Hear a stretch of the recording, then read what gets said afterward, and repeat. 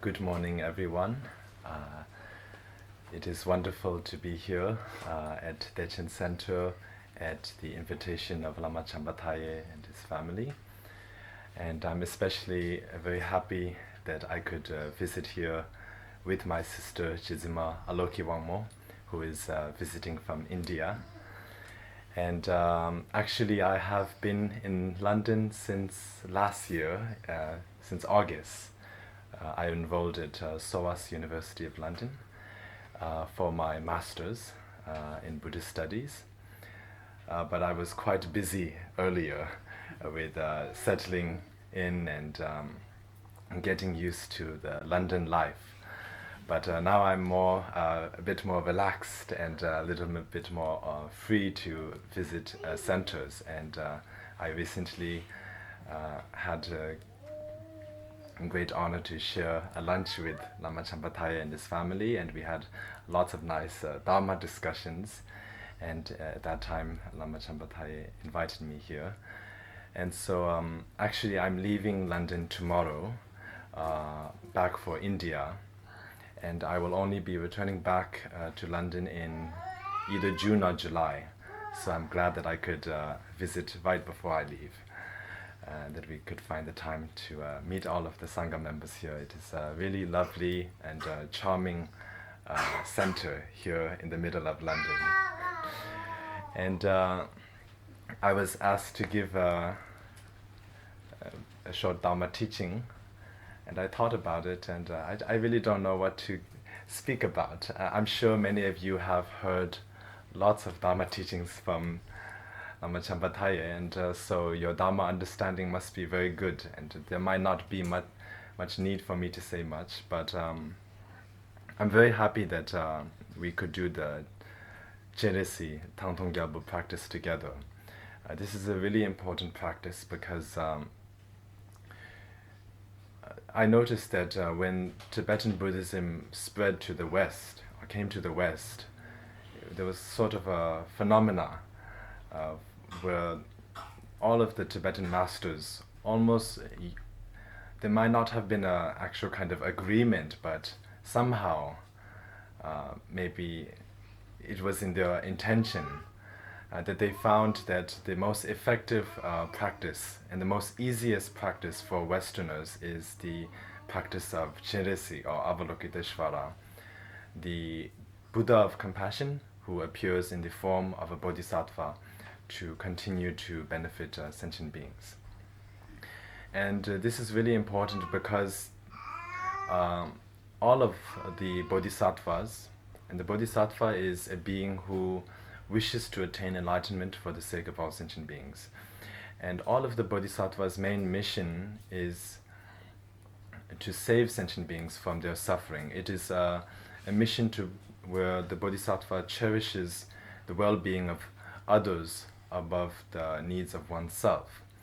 And so therefore it is based on the practice of compassion, and the single embodiment of the compassion of all of the Buddhas of the 3 times and the 10 directions is the noble Cheresi or Avalokiteshvara.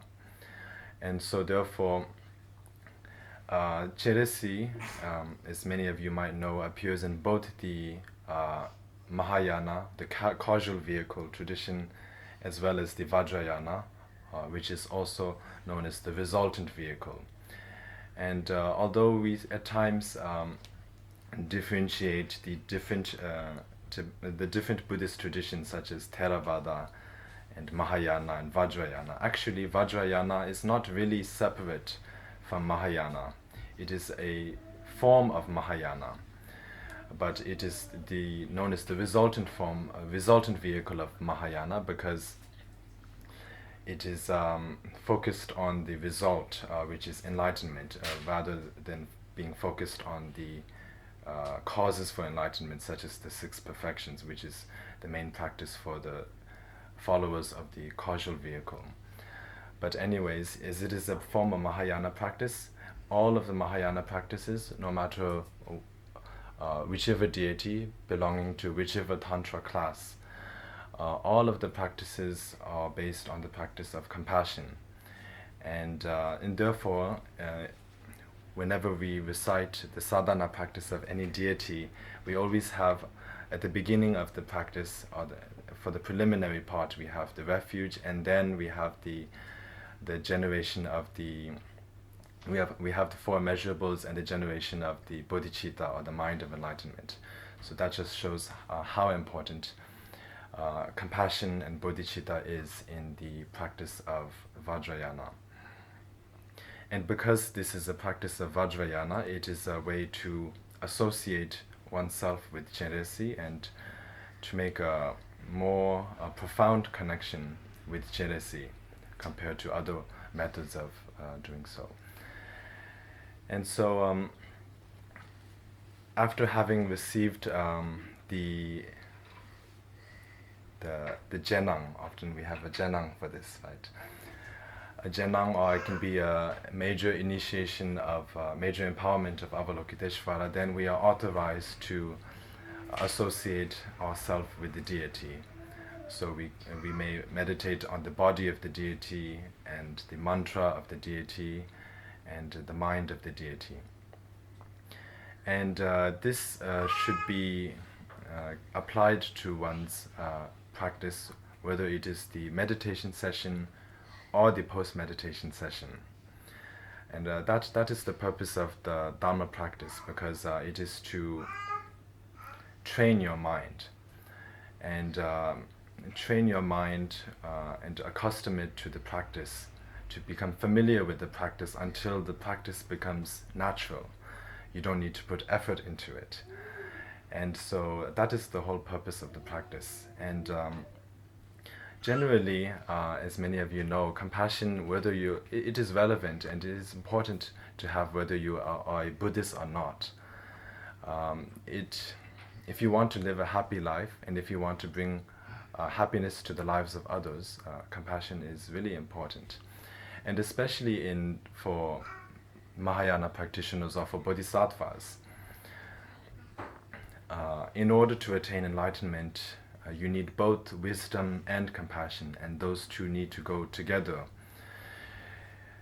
I can say this from my own experience, because I spent around 10 years learning the Buddhist scriptures and the Buddhist philosophy. And I can say from that experience that it really is almost of no use to learn so many teachings of the Buddha or scriptures if you don't have compassion. It really does not get you too far. Of course it is beneficial to help you understand the teachings of the Buddha, but if you don't have compassion and if it does not go along with that, then it just becomes, you just fall into a trap. You end up falling into a trap and become proud of your knowledge, and you become something which is far from what a Dharma practitioner should be. And so therefore, just as a bird needs two wings to fly up, to soar up into the sky, likewise a bodhisattva needs the two wings of method or compassion and wisdom. Because if you have wisdom but no compassion, then at the best you can attain the level of a arahat or a pratyeka Buddha. So it is just self-liberation. But as Jizun Tapa Gyaltsen says in his song of parting from the four attachments, that all of the beings of the three realms have at one point been one's mother in a past life, and they have been very kind to oneself. So at this moment, if we just seek our own benefit and our own well-being and completely ignore their miserable state, that is really despicable on one's part. And so therefore, this is what we really need to bring to mind. We have many practices related to the practice of bodhicitta, such as the exchange of one's happiness and the suffering of others. So we visualize that we give our happiness to others and take on their suffering upon oneself. And we also practice or meditate on the equalness of all sentient beings. So just as we wish to be happy, just as oneself wishes to be happy, everyone also wishes to be happy. And just as oneself does not wish to suffer, everyone else also does not wish to suffer. And so if we think about all of this, it generates a sense of closeness. And we actually will find that there is a lot in common with our fellow human beings, and not just human beings, but generally all sentient beings. And so usually when we don't think of this, then we fall into the trap of being attached and having generating hatred. So we become attached to our loved ones, and then we generate hatred towards those who we don't like. So attachment and aversion. And when we have all of that, then there's hope and fear. And when there's hope and fear, naturally that leads to suffering. So when you get used to the practice of thinking that, understanding that we have a lot in common, and that everyone wishes to be happy, and it may not be perhaps possible for everything to be perfect, maybe for samsara to be emptied, or for everyone to become enlightened. But what really matters is the wish. The point is to train one's mind and to really have a genuine sense of care and a loving kindness for others. And that's what really matters.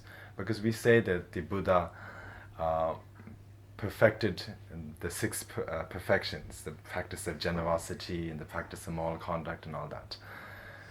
So when we say that the Buddha perfected the practice of generosity, it does not mean that he got rid of poverty in the world, because that is clearly not the case.